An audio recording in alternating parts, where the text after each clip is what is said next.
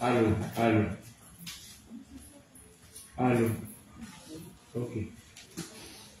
Je salue aussi nos frères qui nous suivent en direct.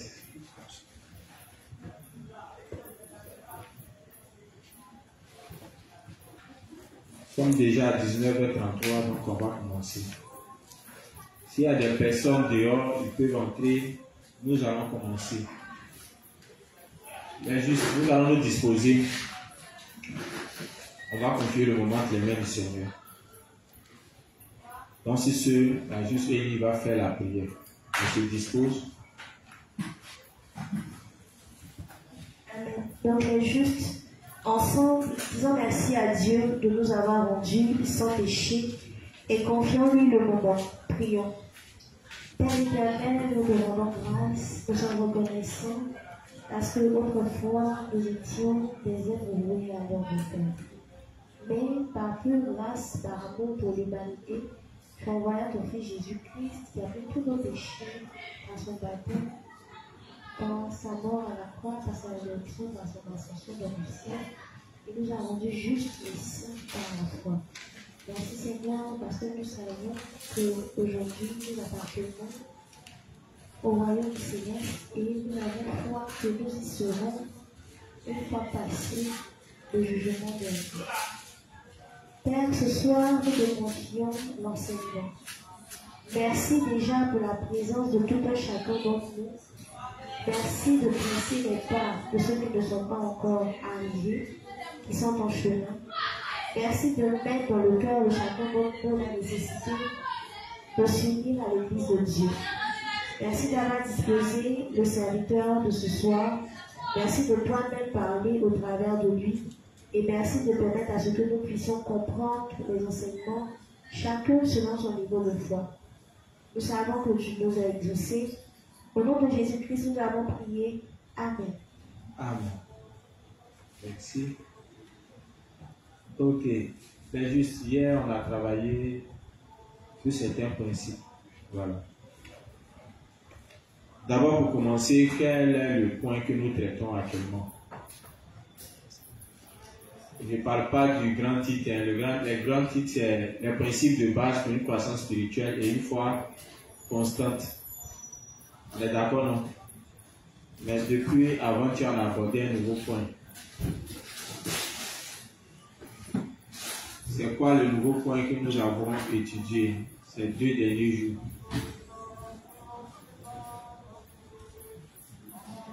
Qui veut essayer? Là, juste, tu veux? Ok.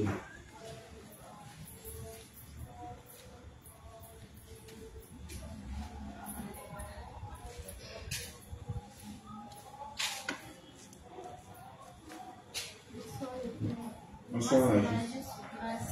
Ok, Agis, grâce. Agis, grâce, parle un peu fort. Le point qu'on a étudié, c'est la nécessité d'identité et la nécessité d'avoir un dirigeant. C'est ça. C'est ça. Merci. Et qu'est-ce qu'on a dit concernant ce point-là? Pourquoi il est nécessaire pour les justes d'avoir un dirigeant? Pourquoi? On a dit qu'il était nécessaire d'avoir un dirigeant car Dieu travaille à travers de ces dirigeants-là.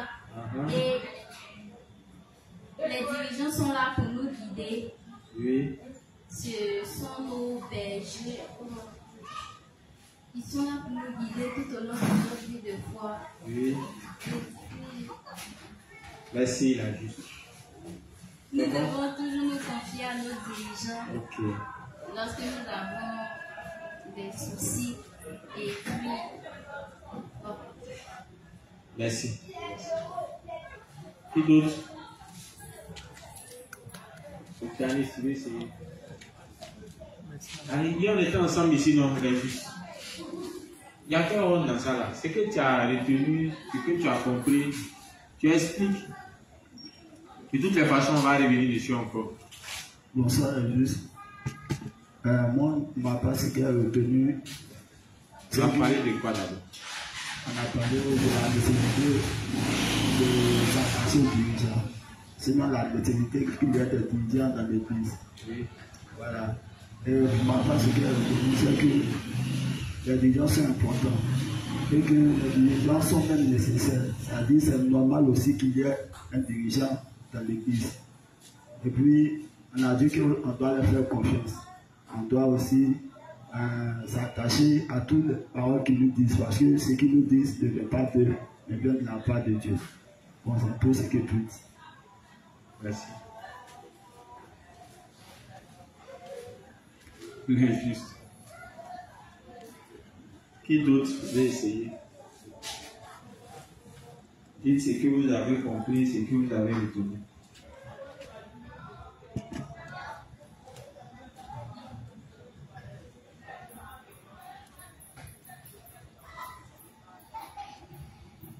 Bonsoir, bonsoir les tous. Bonsoir. Okay. Lundi, on a abordé le sujet,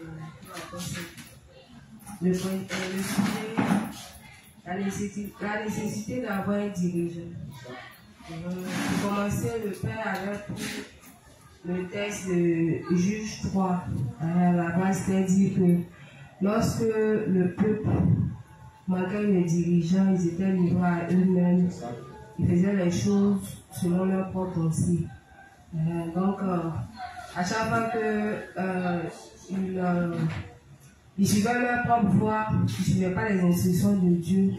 Dieu permettait qu'ils aient des problèmes afin de pouvoir crier à lui. Et toutefois qu'ils criaient à Dieu, Dieu permettait qu'ils aient un dirigeant pour les guider. Maintenant, par la suite, on a compris que nous aussi, dans l'église de Dieu, il est important pour nous d'avoir les dirigeants. Parce que sans dirigeants, nous sommes livrés à nous-mêmes, on ne peut pas faire les choses conformément aux volontés de Dieu. Les dirigeants nous conduisent dans les volontés de Dieu, nous aident à faire l'œuvre de Dieu. Maintenant, hier, on a...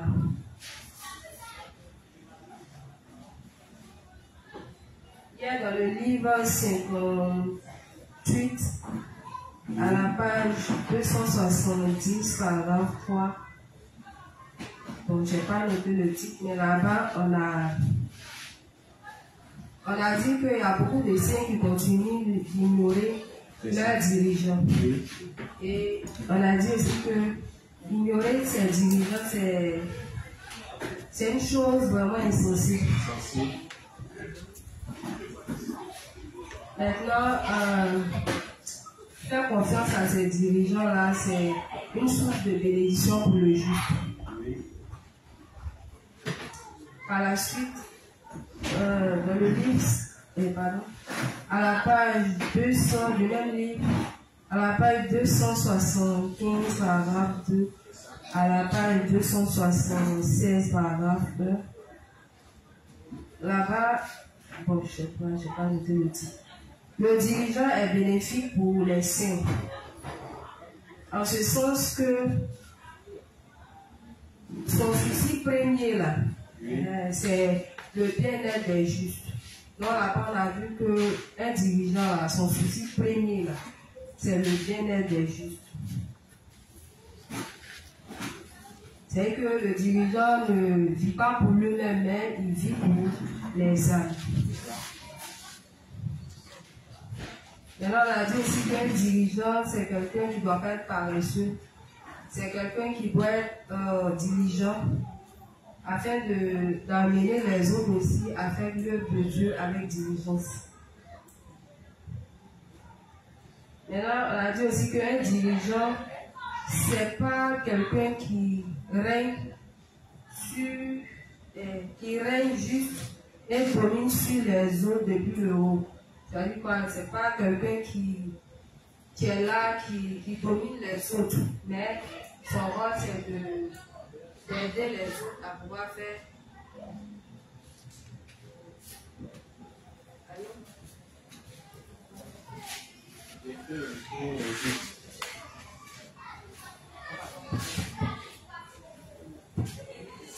Allô?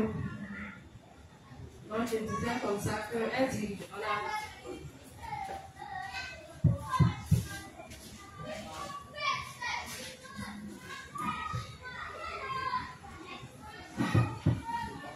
on a aussi dit qu'un dirigeant, c'est pas quelqu'un qui domine les autres. Par exemple, un serviteur, un dirigeant qui se dit que comme il est le dirigeant, donc il peut se permettre d'aider au but d'aller chez lui, de faire son ménage pendant que sa femme est là. Donc, un dirigeant, c'est pas ça. Maintenant, un dirigeant aussi, c'est quelqu'un qui doit travailler, prendre son argent, soutenir l'œuvre de Dieu. C'est pas quelqu'un qui doit dépendre du peuple pour ses besoins basiques.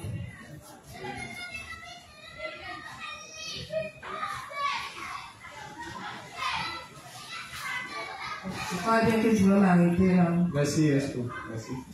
Là, juste des gars qui veulent aussi parler.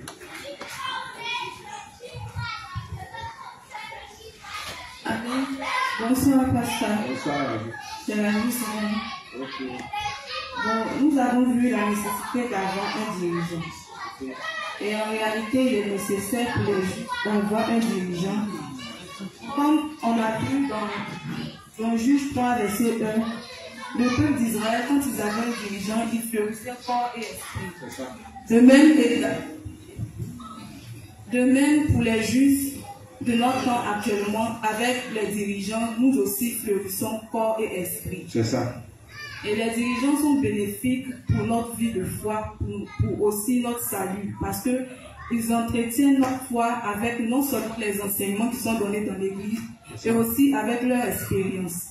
Parce que leur expérience vécue dans l'Église nous donne de prendre un raccourci dans notre vie de foi. C'est ça. Voilà, donc les dirigeants sont bénéfiques pour notre vie de foi. Et on a dit aussi que lorsqu'ils donnent des instructions, nous ne devons pas trier et prendre ce qui nous arrange et laisser ce qui fait mal à notre chair ou ce qui n'est pas avec nos pensées. C'est ça.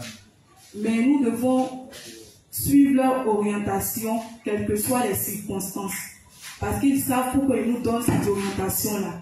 Et puis ils ne vont pas parler d'eux-mêmes parce qu'ils ont été institués par Dieu. Donc leurs pensées ne viendront pas d'eux-mêmes, mais ce sont les pensées de Dieu. Alors le rôle des dirigeants, c'est de nous orienter dans les volontés de Dieu. Amen. Amen.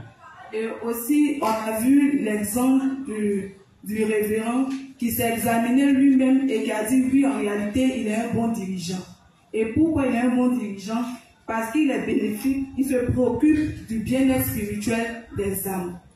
Donc aussi, les dirigeants sont là pour se préoccuper de notre bien-être spirituel, tant sur le côté spirituel aussi sur le côté charnel. Parce que, comme je l'ai dit précédemment, leur expérience n'est pas seulement spirituelle, mais aussi ils ont eu à vivre des choses charnelles. Par exemple, je vais prendre un exemple. On a dit comme ça que le principe dit de ne pas se mettre avec les pécheurs, et c'est pas pour faire tontine. Amen. Oui. Et toi, quelle femme, tu ressens cette envie-là de faire tontine avec un groupe de pécheurs. Et tu vas, ça c'est quand même mon exemple, voilà. Je me suis mis avec des pécheresses pour faire tontine. C'est-à-dire que je n'ai pas suivi. Ils ont enseigné ça un dimanche. Quelques temps après, dans mes pensées, j'ai créé un groupe de tontine et on a fait la tontine. J'ai murmuré en moi-même pour dire que ça cause des petits trucs là, Dieu va se fâcher ou quoi que ce soit. Voilà. Et donc après, au fil des temps, Dieu m'a beaucoup, en tout cas, il m'a beaucoup enseigné par ce truc-là parce que j'ai senti certaines choses. Donc, si j'avais écouté réellement ce principe-là, écouté son serviteur qui avait parlé auparavant, j'allais pas vivre ce que j'ai vécu. Donc ça aussi, c'est aussi une expérience. Voilà, donc c'est pour dire que les dirigeants, lorsqu'ils nous parlent, même si ça ne cadre pas avec ce que nous voulons, nous devons suivre leurs instructions. Amen. Donc, on a aussi dit que les dirigeants ne sont pas là pour dominer sur les âmes. Voilà. Le dirigeant n'est pas là pour dire il faut venir faire ses travaux à la maison et tout, non. Mais lorsqu'il suit une âme, c'est dans le cadre spirituel. C'est pour amener cette âme-là à grandir. Donc, les dirigeants sont réellement bénéfiques pour notre vie de foi. Amen. Amen. Merci.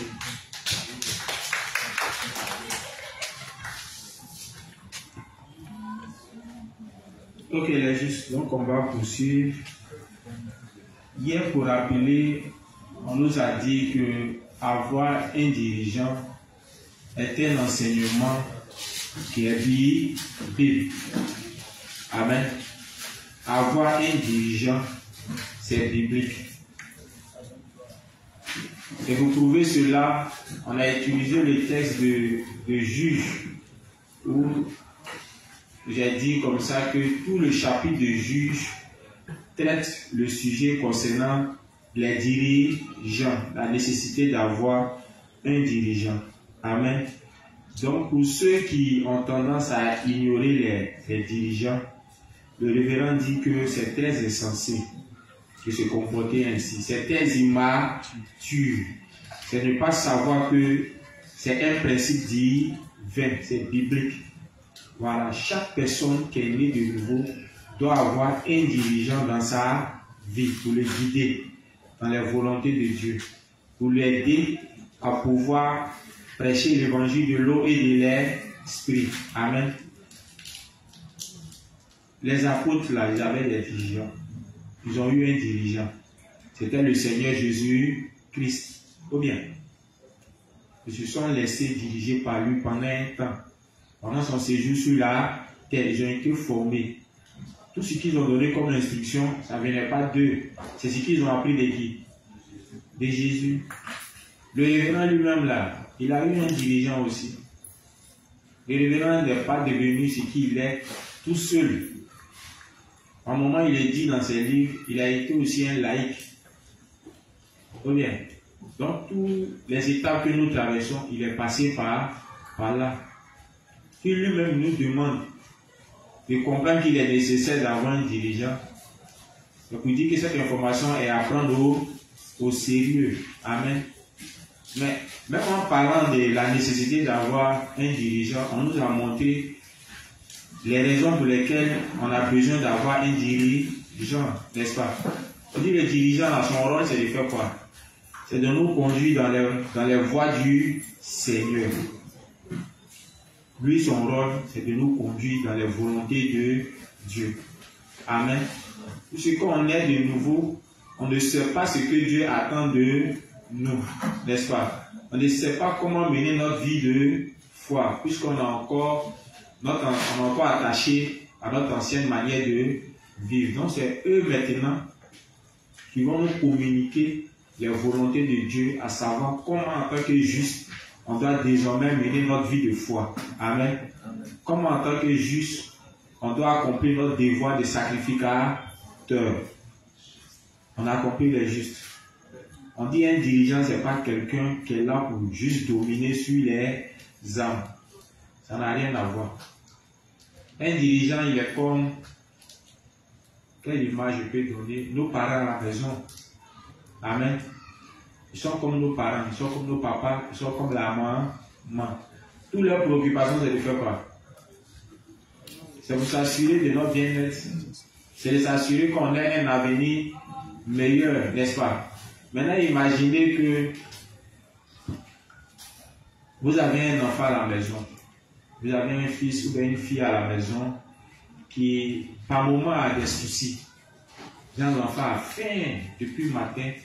Tel enfant n'a pas mangé. Bon, le parent était tellement préoccupé, il ne sait pas. Puis l'enfant ne dit rien à sa maman ou à son papa. Et puis il est dans son coin en train de souffrir. Si toi qui es le parent, tu découvres ça, comment tu vas te sentir? Tu as trouvé que l'enfant est comment? Il est bizarre. Pourquoi? Parce que en temps normal, quand un enfant a faim, il doit faire quoi? Il doit informer à ses parents. Déjà, même quand on voit l'un de nos enfants à la maison qui est dans son coin, qui est un peu triste, qui ne s'approche pas, nous-mêmes là, ça nous inquiète, on se pose beaucoup de questions. Mais qu'est-ce qui ne va pas? Pourquoi tu es dans ton coin? Qu'est-ce qui ne va pas? Parle avec moi. Ça, c'est les blancs qui aime beaucoup ça, mais l'Africain ne lui fait pas attention. Le blanc, quand tu es chez lui, quand tu ne parles pas, lui, ça ne l'arrange pas. Les blancs, ils aiment converser quand ils sont en famille. Mais en Afrique, ici, ce n'est pas le cas. Quand un enfant veut parler, le parent trouve que c'est impoli. C'est ce que nos parents font. Ils trouvent que c'est impoli. Toi, tais-toi là-bas, quitte ici. Les gens qui sont pas, toi aussi, tu viens t'asseoir ici pour parler. Or, pour autant, à la maison, il doit avoir la communication entre les enfants et les parents. Même quand il s'agit de certains sujets, la vie des enfants compte. C'est ce qui permet à l'enfant de s'ouvrir. Quand il y a un petit problème, l'enfant facilement, il arrive à s'ouvrir à son papa ou bien à sa maman. Il y a des sujets même, les enfants même ont du mal à venir discuter de ça avec leurs parents. Puisque les parents trouvent que bon, l'enfant normalement ne doit pas aborder un tel sujet. Parlant des adolescentes, quand elle commence à chercher garçon, normalement, la maman qui est passée par là doit déjà approcher l'enfant pour discuter de ce qui va arriver. Voilà, vu qu'elle commence à atteindre l'âge de la puberté, elle doit discuter de comment elle doit se comporter, de beaucoup de choses. Ça évite l'enfant de faire quoi? De tomber dans certaines erreurs. Amen. Ça, c'est le rôle du papa. Ça, c'est le rôle de la maman. Et c'est le même rôle que jouent nos dirigeants. Bien avant même qu'on rencontre certaines situations, il y a des enseignements que nos dirigeants nous donnent, qui nous permettent déjà d'anticiper si certaines situations qu'on va vivre plus tard. Amen. Amen. Mais quand on ne comprend pas le rôle d'un dirigeant, on a tendance à ne pas les considérer, à ignorer tout ce qu'ils nous donnent comme instruction. Et quand c'est comme ça, franchement, on tombe dans beaucoup de difficultés. Amen. Le dirigeant dit les bénéfices parce que tout son souci majeur, il dit bien son souci majeur, ça veut dire qu'il a d'autres soucis, mais ce qui le préoccupe plus, c'est quoi? C'est le bien-être spirituel des âmes. Vous imaginez quelqu'un qui chaque jour pense à vous, il commence à arranger pour que spirituellement, vous soyez prospère, vous grandissez, vous soyez en bonne santé. Avoir quelqu'un comme ça, c'est rare. Parce que les hommes de Dieu que nous avons connus là, quand vous les regardez, est-ce qu'au niveau spirituel, ils se préoccupent de votre bien-être? Non. Toutes les préoccupations là, c'est comment faire pour arracher nos biens matériels. Amen. Voilà pourquoi ils planifient toujours des programmes pour pouvoir nous soutirer de l'argent. Où ton Goliath va tomber. Chaque fois avoir. Donc on doit choisir au moins 10 pierres et 5 pierres déposées. Puis ce jour-là dans l'église, hein, chacun va lancer sa pierre à son Goliath de sa vie. Parce que c'est ce Goliath-là qui fait que tu ne prospères pas, tu n'entres pas dans ton mariage, dans ta fécondité, dans ton voyage. Donc il faut que le Goliath tombe. Ça a quoi avoir? Et puis on est là, on lance caillou. Le lendemain, il y a quelqu'un là-bas qui sort et puis il vient dire, ah, que lui, son Goliath est tombé. Ils sont dans la même équipe. Sinon, les gens ont leurs problèmes. Ils ont quel temps pour se préoccuper de toi? Amen. Les gens ont leurs soucis. Donc tout ça là, c'est des programmes. Parce que quand on finit de lancer la pierre, il y a l'argent qui sort. Amen. Il y a l'argent qui sort. Et ce qu'on a remarqué le plus même, qui montre qu'il ne se préoccupe pas de notre bien-être spirituel, tout le temps que nous avons passé de l'autre côté, est-ce que spirituellement, là, on avait la connaissance? Est-ce que spirituellement, on savait des choses concernant la vie de foi, concernant la parole de Dieu? Personne ici. Nous tous, comme on est venus dans la justice, pour certains, c'est inversé, d'autres même là ne savaient rien. Amen. On ne savait rien du tout.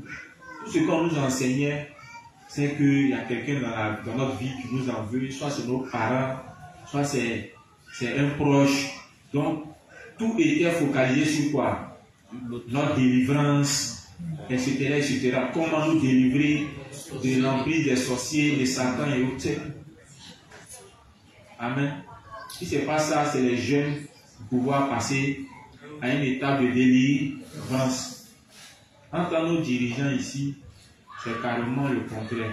Vous voyez que chaque thème que nous traitons ici sont les voies dans lesquelles le Seigneur veut que nous marchions. Amen. Chaque principe, chaque thème qui est traité ici. Si on étudie aujourd'hui la nécessité d'identifier et la nécessité d'avoir un dirigeant, c'est parce que c'est un enseignement même qui est biblique. Amen. Et c'est la source même de la bénédiction des saints. En plus d'avoir l'église, on doit aussi avoir des dirigeants. Parce que les deux choses-là, l'église et les dirigeants, si ces deux choses ne sont pas dans la vie du juste, le juste ne peut pas avoir les bénédictions qui viennent de Dieu. Ce n'est pas possible. Amen. Surtout même le dirigeant. S'il n'y a pas de dirigeant, il n'y a pas de croissance spirituelle. S'il n'y a pas de dirigeant, il n'y a pas de bénédiction. S'il n'y a pas de dirigeant, il n'y a pas de vie de foi. Amen. Ça n'existe pas. Dans toutes les époques, Dieu a toujours suscité un dirigeant pour guider. Là où il y a 2 ou 3, Dieu met toujours un dirigeant. Amen. Le dirigeant peut peut-être paraître faible. Amen. Il peut peut-être au départ faire beaucoup d'erreurs vu qu'il est encore jeune dans l'exercice de ses fonctions. Mais c'est quand même un dirigeant. Ce qu'on nous demande de faire, c'est de lui faire confiance. Amen. Parce qu'on sait que dans l'église, tout commence dans l'imperfection. Puis s'achève dans la perfection. Donc si quelqu'un est établi sur vous comme étant un dirigeant, même si, contrairement aux autres dirigeants, il n'est pas aussi talentueux ou bien il n'a pas assez de connaissances, mais quand même, l'église a choisi comme étant un dirigeant qui est à votre tête. Vous devez l'accepter comme étant vos dirigeants. Amen. Parce que ces personnes-là, Dieu travaille aussi. Oui, Dieu travaille. Et au fur et à mesure que le temps passe, Dieu corrige ses imperfections. Et ceux qui ont l'habitude de faire confiance à ce genre de personnes reçoivent beaucoup de bénédictions. Amen. L'œuvre ne peut pas prospérer. L'œuvre de Dieu ne peut pas prospérer si les saints n'acceptent pas d'être dirigés par les autorités spirituelles établies dans l'église de Dieu. Amen. Même la bénédiction ne peut pas descendre dans la vie des saints. On a compris les justes. Quand il n'y a pas de dirigeants, on a vu au travers de l'histoire de juges, l'assemblée fait quoi? Commence à se détourner des voies du Seigneur. Amen. Juste pour dire que ceux qui s'imaginent que sans dirigeant, ils peuvent mener correctement leur vie de foi, en fait, ils sont dans l'erreur. Beaucoup aujourd'hui pensent que, bon, comme les principes sont là, la Bible est là, en tout cas, ils ont tout le matériel qu'il faut. Donc, ils n'ont plus besoin de l'église de Dieu. Amen. C'est une erreur.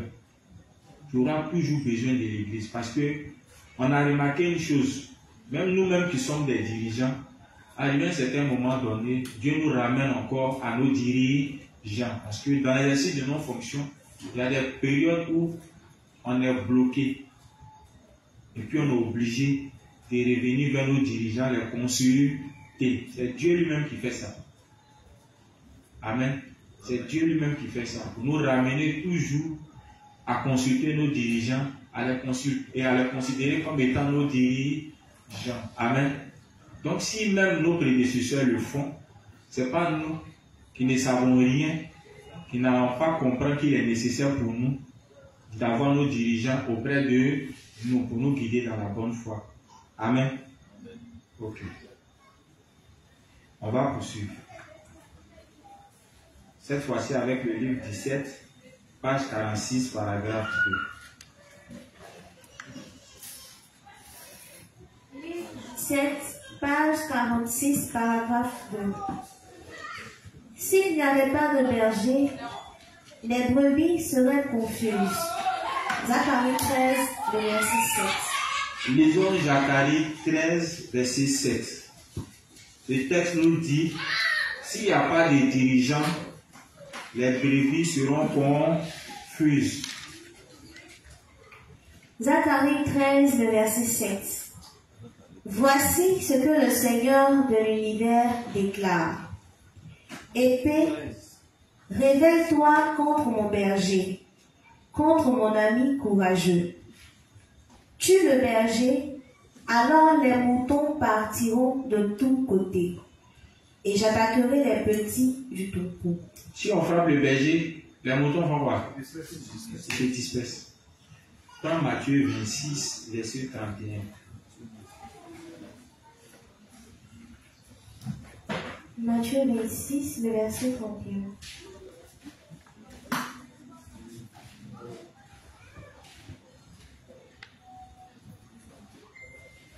Ok. Alors, Jésus dit à ses disciples, cette nuit, vous allez tous m'abandonner. Ok. En effet, dans les livres saints, on lit, je vais tuer le berger et les moutons du troupeau partiront de tous les côtés. Amen. Pour accomplir encore cette prophétie, Jésus dit quoi? Quand ils allaient l'attraper, le tuer, les disciples allaient faire quoi? Ils allaient se disperser. Donc imaginez si Jésus n'était pas revenu. On n'allait pas avoir de disciples encore. Ou bien, pourquoi Jésus avait besoin de ressusciter puis revenir vers eux, leur rappeler tous les enseignements. Amen. Mais ce principe-là, quand on entend le révérend en train de dire ça comme ça, c'est pour nous expliquer quoi? C'est juste.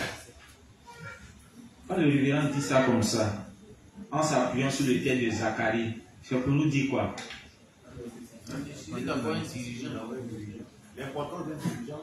C'est pour dire que sans dirigeant, nous tous là, notre foi va finir par faire quoi? On va tous mourir spirituellement. S'il n'y a pas de dirigeant, c'est la mort spirituelle. Amen.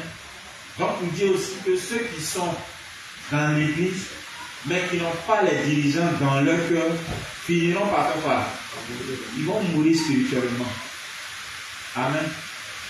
Même si pour le moment ils sont là dans l'église, mais aussi c'est que l'avenir les réserve. C'est la mort spirituelle.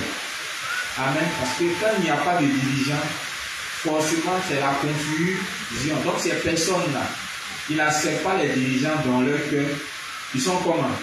En réalité, ce sont des saints qui sont confus spirituellement. Spirituellement, ces saints-là sont confus. Parce qu'ils n'ont pas la direction des serviteurs qui nous conduisent dans les volontés du Seigneur. Amen. Aussi. Maintenant, nous sommes tous dans l'église de Dieu et servons l'évangile de l'eau et de l'esprit. Et il n'y a donc pas de problème. Cependant, si les serviteurs de Dieu et son église disparaissent, oui, tous les saints aussi disparaîtront. Amen. On a compris, non? Si les saints et si les serviteurs et l'église disparaissent, les saints vont faire quoi? Ils vont disparaître aussi. Donc, les responsables doivent savoir qu'ils sont indispensables dans la vie des saints et accomplir leurs devoirs correctement. Parce que s'ils ne sont pas là, ces saints-là finiront par faire quoi? Ils vont mourir spirituellement. En fait, c'est ce qui pousse les responsables à faire beaucoup de sacrifices. Quand tu es responsable, normalement, étant conscient de ce principe, tu dois être capable de faire beaucoup de sacrifices. Imaginez, tu es responsable et puis tu es établi sur des arbres. Et puis tu as une proposition, par exemple, de voyage. On vient te proposer d'aller aux États-Unis, au pays de longue sang. Tu es dirigeant, tu es établi sur les arbres. Tu entretenais les arbres, tu les nourrissais et puis ton rêve que tu mûrissais depuis fort longtemps, ce rêve est en train de se réaliser. Frère, assis billet d'avion, tu vas aller aux États-Unis. Mais imaginez un dirigeant qui ne connaît pas son importance dans la vie des saints, il peut faire quoi? Il peut accepter. Ou bien, les saints, à partir d'aujourd'hui, ils ont donné une information. Hein. Bon, il y a une opportunité d'aller aux États-Unis, donc franchement, je suis obligé de vous abandonner et puis partir. Vous imaginez le sort des saints. Est-ce qu'en agissant ainsi, il a aidé les saints? Non. Il les a conduits à quoi? À la mort spirituelle. Et cela prouve même que ce n'est pas un véritable dirigeant. Parce que le révérend nous dit comme ça que la plupart des dirigeants qui ont existé, c'était des personnes qui ont fait beaucoup de sacrifices, au point même de sacrifier leurs différentes familles. Amen. Parce que imagine quelqu'un qui abandonne tout pour se soucier du bien-être des âmes, alors qu'il a à sa charge une famille. Quand on prend le cas par exemple du révérend, le révérend avait à sa charge la famille de son frère qui est décédé. Mais à cause de l'évangile, il a été obligé de faire quoi? De les abandonner. Il a prié Dieu parce qu'il devait faire un choix. Soit travailler dur pour s'occuper des enfants de son frère, soit se consacrer à la diffusion de l'évangile. Mais face à cette situation, il a fait quoi? Il a choisi de vivre pour la justice de Dieu et il a confié la famille de son frère à qui? À Dieu. Et Dieu a pris soin d'eux, même si ce n'est pas lui directement qui a eu à s'occuper de la famille de son frère, mais il les a confiés entre les mains du Seigneur et puis se consacrer à l'œuvre de Dieu. Dieu l'a exaucé. Et c'est grâce à cela aujourd'hui, nous sommes tous nés de nouveau. Imagine que le gars, il pensait comme nous, en pensant uniquement qu'à lui seul, sans se soucier des âmes. Amen. Donc tout ça fait partie du rôle d'un serviteur, d'un dirigeant. Amen. Quand il n'y a pas de dirigeant, les saints, on doit comprendre que c'est la mort spirituelle à assurer. C'est fini, le principe continue. Vous devez le réaliser. Comme Dieu nous a appelés dans son Église, il a établi un ordre dans l'Église. Nous devons le savoir et vivre nos vies en unissant nos cœurs aux serviteurs de Dieu. C'est là la vraie foi. Donc Dieu a établi dans l'Église un ordre. Cet ordre-là, c'est quoi? C'est que nous devons avoir un dirigeant dans nos vies, n'est-ce pas? On doit être gouverné par les dirigeants de l'Église. Amen. Ce principe-là, on peut voir ça dans la Bible. Quand on lit les textes de 1 Corinthiens 11, on va voir que Dieu rappelle aux saints lorsqu'il a établi dans l'Église. Amen. On peut lire, on va voir ça ensemble. 1 Corinthiens 11. Et puis on va prendre le chapitre de... C'est Timothée, non? Voilà, le chapitre de Timothée aussi, où il est dit que la femme ne doit pas enseigner dans l'église, mais elle doit demeurer dans le silence, n'est-ce pas? Ok. 1 Corinthiens 11, le verset 5. 1 Corinthiens 11, à partir du verset 1. D'accord. Imitez-moi comme j'imite le Christ. Je vous félicite. Vous vous souvenez toujours de moi et vous gardez mon enseignement comme je vous l'ai donné. Pourtant, je veux que vous compreniez ceci. Le chef de tout homme, c'est le Christ. Le chef de la femme, c'est l'homme. Le chef du Christ, c'est Dieu. C'est Paul, il a en train de rappeler l'ordre que Dieu a établi dans l'Église. Amen. Il dit le chef de tout homme, c'est qui? Pour reprendre. Les saints ne sont pas concentrés. Pourtant, je veux que vous compreniez ceci. Le chef de tout homme, c'est le Christ. Le chef de la femme, c'est l'homme. Le chef de tout homme, c'est qui? Le Christ. Le chef de la femme, c'est qui? C'est l'homme. Ok. Le chef du Christ, c'est Oui. Dieu. Amen. Le chef du Christ, c'est qui? Ok. Ça va, on a compris. Donc, il y a un ordre, non? N'est-ce pas? Ok. Jésus est soumis à l'ordre de qui? Du Père, puisqu'il est la parole, n'est-ce pas? Ça ne veut pas dire qu'il n'est pas Dieu, hein? Il est Dieu, n'est-ce pas? Mais il est la parole de Dieu, n'est-ce pas? Il est là pour accomplir les volontés de Dieu. On est d'accord, non? De même aussi, Christ est le chef de qui? De l'homme. En parlant de l'homme ici, il s'agit de qui? Des dirigeants, des serviteurs. On a compris? Voilà. Le dirigeant est soumis à qui? À Christ. On a compris? Le dirigeant, il est soumis à Christ. Tout ce qu'il fait, c'est en rapport avec les volontés de Christ. Amen. Et par la suite, il demande quoi? Que l'homme est le chef de qui? De la femme. Comme on l'a dit, c'est pas dans un esprit de domination. Ou bien, la femme ici va représenter qui? Les saints. N'est-ce pas? Va représenter les âmes. On a compris. Donc, en disant que l'homme est le chef de la femme, ça veut dire quoi? L'homme a pour autorité de faire quoi? De diriger la femme, de diriger les âmes. Amen. De donner des instructions aux âmes. Puisque lui-même, il reçoit des instructions de qui? De Christ. Et Christ lui-même, il reçoit les instructions de qui? De Dieu le Père. Quand il vient sur la terre, il dit quoi? Ce n'est pas moi ma volonté, mais la volonté de qui? Du Père. Jésus, en venant sur la terre, là, il n'est pas venu accomplir lui-même sa volonté. C'est la volonté du Père qu'il est venu accomplir. De même, le serviteur aussi, là, ce n'est pas sa volonté qu'il accomplit en dirigeant les âmes. C'est la volonté de qui? De Christ. Amen.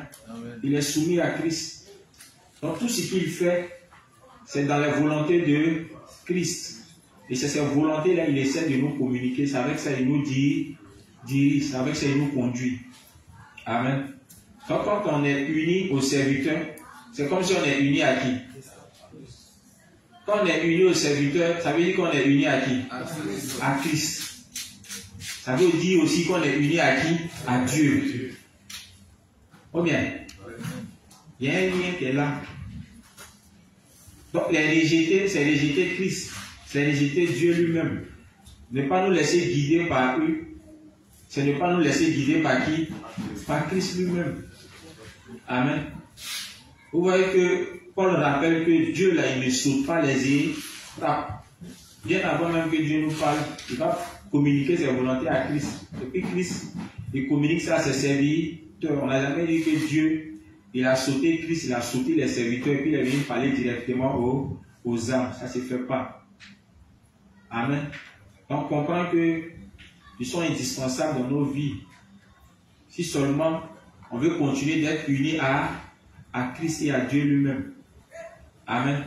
Voilà pourquoi il dit, quand il n'y a pas de dirigeants, les gens font quoi? Ils vont périr. Amen. S'il n'y a pas de dirigeants, il n'y a pas parole de Dieu. Amen. Il faut forcément qu'il y ait un dirigeant. Mais juste, on a compris? Ok. 1 Timothée 2, verset 11. Non, poursuivre les Corinthiens.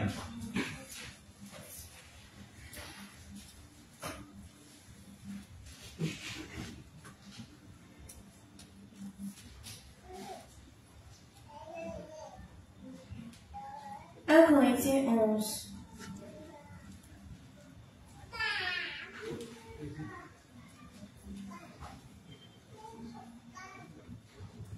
Je reprends à partir du verset 1.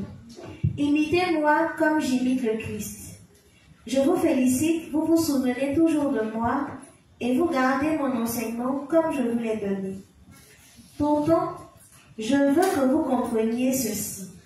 Le chef de tout homme, c'est le Christ. Le chef de la femme, c'est l'homme. Le chef du Christ, c'est Dieu.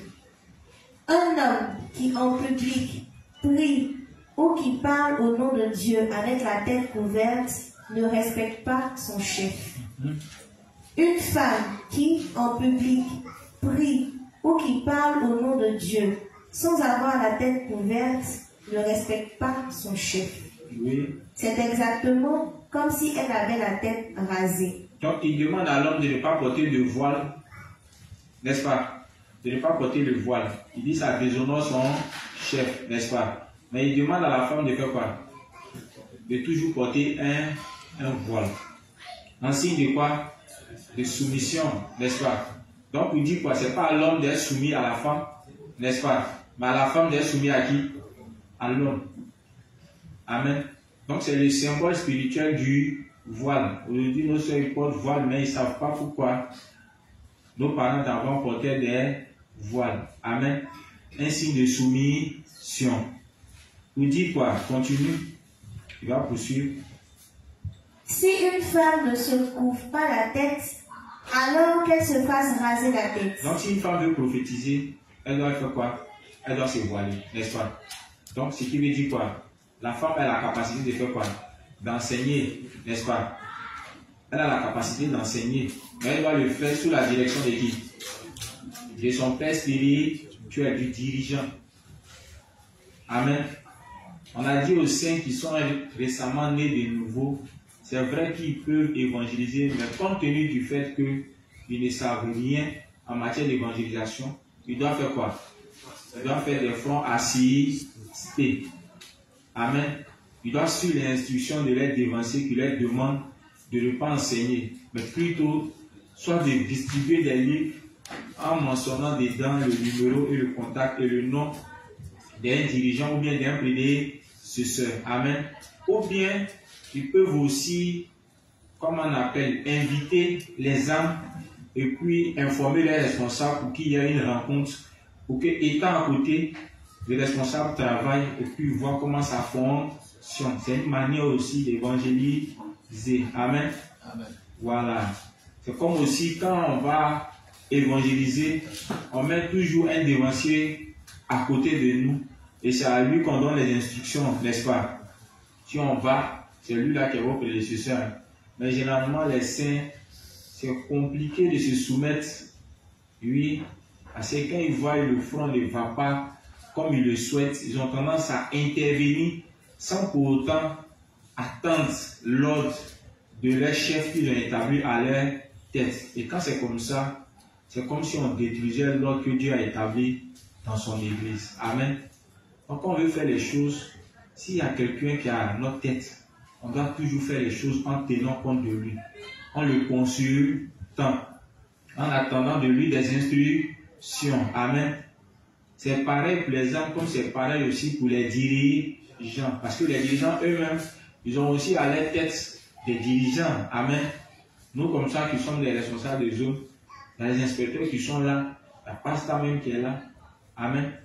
Donc quand on dit qu'on ne doit pas faire les choses en ayant la tête non voilée, cela signifie quoi? Même étant un dirigeant de zone, si je dois prendre des décisions ou bien mener des activités là-bas, je dois faire quoi d'abord? Je dois consulter soit les inspecteurs, soit le pasteur pour lui dire, ah, voici tel événement, voici telle activité, voici telle décision je vais prendre dans ma zone. Donc, je voulais d'abord vous informer avant de décider quoi que ce soit. Amen. C'est aussi faire les choses avec un voile sur la tête. Donc, ce n'est pas seulement pour les laïcs, c'est aussi pour les dirigeants. Parce que, aussi longtemps qu'on a à notre tête un prédécesseur, cela veut dire que ça s'applique aussi à nous, n'est-ce pas?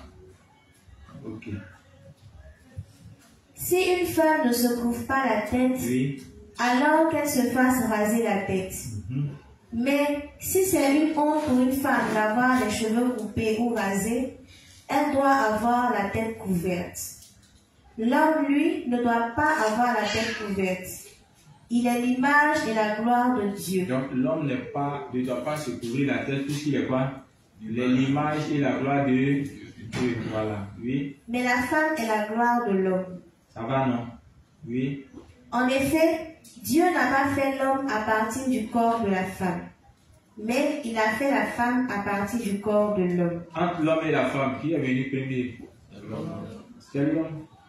Ou bien, c'est à partir de la côte d'Adam qui a été fait Ève. Ou bien, c'est grâce aux dirigeants, c'est grâce aux serviteurs qu'aujourd'hui nous sommes nés de nouveau. Ou bien, donc, on est obligé de nous soumettre à eux, de nous laisser diriger par eux. Amen. Voilà. Puisque déjà, même spirituellement, ils sont plus avancés que nous. Amen. Ils sont plus avancés que nous. Ils connaissent plus les volontés de Dieu. Ils ont remporté beaucoup de batailles spirituelles. Amen.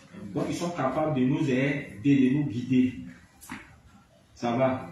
C'est parce que Moïse lui-même, là, il a eu à traverser déjà le désert, qu'il a pu conduire le peuple dans le désert. Amen. Quand c'était chaud sur lui en Égypte, il a fui pour aller chez Jethro. Il est passé par le désert. Donc, il connaît bien le chemin.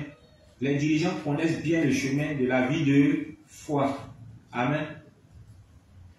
Mais si tu dis que tu n'as pas besoin d'eux, dans le désert, tu peux te perdre. Et puis dans le désert, il y a beaucoup de dangers, il y a beaucoup d'obstacles. Il y a des scorpions qui sont là, qui peuvent te mordre. Et grâce aux dirigeants, tu peux éviter tous ces obstacles. Donc, en quelque sorte, même là, avoir un dirigeant, c'est comme prendre des raccourcis. Ou bien, mais c'est compliqué. C'est compliqué pour les saints parce que on a une idée arrêtée des dirigeants. On n'a pas encore compris pourquoi est-ce qu'on doit avoir un dirigeant. Voilà pourquoi ces principes-là même sont les bienvenus. Au moins, ça nous rappelle comment fonctionnent les choses. Amen. Tout en parlant de l'église même. Vous avez remarqué qu'on nous disait de nous unir à l'église, mais on ne savait pas pourquoi être unis à l'église. Aujourd'hui, on nous parle des dirigeants. Avoir un dirigeant, avoir un dirigeant. Mais est-ce qu'on sait pourquoi même on a besoin d'avoir un dirigeant? Donc, c'est tout ça qu'ils sont en train de nous présenter. Amen. Ok. Oui. Vas-y. Et Dieu n'a pas créé l'homme pour la femme, il a créé la femme pour l'homme. C'est pourquoi, à cause des anges, la femme doit avoir la tête couverte. Cela montre son autorité. Oui. Pourtant, devant le Seigneur, la femme ne va pas sans l'homme, et l'homme ne va pas sans la femme. Donc, aussi longtemps que les saints sont indispensables aux serviteurs, le serviteur aussi est indispensable pour les saints, n'est-ce pas? Ok, oui. En effet, Dieu a fait la femme à partir du corps de l'homme, mais l'homme vient au monde grâce à la femme, et tout vient de Dieu. Ce verset-là, les Branamis sont tellement mal compris qu'ils utilisent ça pour dire que la femme ne doit pas prêcher. Ça n'a rien à voir. Il y a un gars, un jour, il a croisé à terre, il dit, pendant qu'il échangeait avec lui, il a une question. Est-ce que la femme doit prêcher? Il dit, aïe, la femme doit prêcher. Et il a présenté ce verset-là. Et heureusement que c'était dans une version terre à terre. Quand lui, il a commencé à lire, il a compris. Parce que dans 1 Corinthiens, c'est 14, non? Voilà, où on dit la femme ne doit pas, elle doit se taire, n'est-ce pas? Voilà. Et quand il remonte un peu, on te dit, tous peuvent parler en langue, tous aussi peuvent prophétiser. Et en parlant de la définition de prophétiser, on dit prophétiser, c'est enseigner, c'est orienter, c'est guider. Donc on est parti déjà par la définition de prophétiser. Et qu'on a collé avec le 1 Corinthiens 11, quand on a dit la femme peut prophétiser, il a compris qu'effectivement la femme peut enseigner. Et puis je lui ai expliqué le pourquoi on demande qu'elle ait un voile. Amen. Voilà. En parlant de voile pour la femme, ce n'est pas la femme physique, hein, parce qu'il y a des femmes aussi qui sont des servantes, qui sont des dirigeantes. Dans l'Ancien Testament, en parlant des juges, il y a eu des femmes qui étaient juges en Israël. Amen. En tant qu'être juge, c'est être serviteur, c'est être un dirigeant. Amen. Donc, ça veut dire que la femme est capable de devenir une servante, une dirigeante. Amen. Donc, en parlant de voile, ce n'est pas une manière de rabaisser la femme. Ça n'a rien à voir. Hein. Voilà. Tu peux être ton mari dans un couple. Et puis, la femme peut être une dirigeante. Pendant que l'âme et le mari peuvent être, comment on appelle, un laïc. Mais ça n'empêche pas, quand elle gère son foyer, de se comporter comme une femme. Mais quand on rentre dans le cadre spirituel, elle devient ta dévancière. Donc, il faut faire la part des choses. Amen. Si tu penses que parce que tu es dévancière, qu'arrivé dans le couple, tu veux imposer ton autorité, tu vois que là-bas, les choses, ça change. Voilà, parce que après tout, c'est le monsieur qui paye les factures, ouais, qui s'occupe de tout. Ouais. Mais ça ne veut pas dire aussi que comme il gère tout, il doit te mépriser. Toujours est-il qu'étant juste, il te considère comme étant, voilà, sa dévancière. Mais toi aussi, quand tu es dans le couple, tu dois savoir que tu es une femme, tu es une épouse, donc tu dois te comporter comme une épouse. Mais quand il s'agit des choses spirituelles, là, tu te mets dans ta position de servante. Amen. Donc, tout est fait de sorte à ce que les choses soient équilibrées. Donc, je lui ai présenté le texte. Effectivement, il a reconnu que la femme peut prêcher, la femme peut enseigner. Mais les autres, là, ils n'ont pas compris ça. Eux, ils mettent la femme à un niveau comme nos parents d'à côté. Bon, ça c'est vraiment c'est bizarre. Ce qui fait que par moment, quand ils font les cultes, ils mettent les femmes derrière. Et puis même ils sont devant. Ils disent que la femme c'est en quelque sorte, bon, une faible, voilà, une matière faible, une matière dont on ne doit pas faire confiance. Attends, ça n'a rien à voir. Amen. Dans l'église de Dieu, femme comme garçon, devant Dieu, ça n'existe pas. Amen. Le sexe là, quand on devient juste, ça n'existe pas. La preuve en est dans le royaume des cieux, ou bien au millénium même là, est-ce qu'il y aura sexe? Il n'y aura pas sexe. Pourquoi on a dit ceux qui font la fête en même temps ici? Arrivé là-bas, tout ça va prendre fin. Donc, n'étant pas encore là-bas, c'est comme ça, Dieu nous voit. Amen. Voilà. Dieu nous voit comme ça. Donc, c'est pour juste dire quoi? On a besoin des dirigeants. Amen. Voilà. Les âmes ne doivent pas se dire qu'ils doivent prendre l'autorité sur des dirigeants. Ça ne se fait pas. Et puis, je voudrais interpeller aussi les justes. Par moment, on utilise des stratégies dans le but de pouvoir, comment on appelle, avoir de l'influence sur nos dirigeants, en leur accordant beaucoup de présents, beaucoup de cadeaux. Les justes, si on a des intentions comme ça, arrêtons. Ça ne va pas t'arranger. Oui, ça ne va pas t'arranger. Il y a des justes qui ont tendance à offrir des présents à leurs dévanciers, juste pour que ce dernier-là, il n'ait pas d'influence, il n'arrive pas à les diriger, ou bien à prendre des décisions dans leur vie. Normalement, même les dirigeants, même là, ils ne doivent pas trop accepter les cadeaux des saints, surtout quand ils remarquent que la foi de ce dernier, ce n'est pas une foi qui est correcte. Si tu es dirigeant, que tu remarques que la foi d'un saint n'est pas correcte, quand il t'offre des cadeaux, il faut refuser. Si tu prends, tu vas aggraver sa situation. Donc quand il te tend, ça vaut dire le juste merci, il faut prendre. Voilà. Finalement, ces gens de personnes, ce n'est pas avec de bonnes intentions, ils vous offrent des cadeaux. C'est dans le but de fermer votre bouche. Ou bien de vous influencer. En tant qu'un dévancier, ça doit être quelqu'un qui soit capable de dire la vérité quand il le faut. Parce qu'il ne le dit pas dans le but de blesser, il le dit dans le but de conduire ce dernier sur la bonne voie, pour éviter une voie maudite. Amen.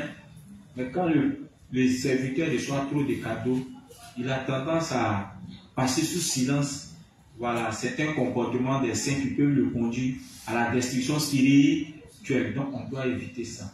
Et si tu es saint, que tu as une telle mentalité, tu dois corriger ça. Parce que si tu le fais, tu es en train d'amener ton dévancier à ne plus te conduire dans les voies du Seigneur. Ou bien, même si tu ne le dis pas ouvertement, mais on sait qu'à la suite, vu que toi-même, ton cœur même là n'est pas quelqu'un qui accepte les dirigeants, plus tard, quand ce dernier là peut-être va vouloir intervenir alors que tu es en train de prendre une mauvaise voie. Tu vas vouloir te jouer les dangereux en disant, bon, lui là même là, c'est parce que, bon, l'élève qui se comporte comme après d'aujourd'hui même là, il n'y a plus rien fait à lui. Mais quand tu le fais là, tu te fais à toi-même du mal. Oh bien. Et c'est parce que tu ne sais pas qui il est pour toi que tu te comportes ainsi.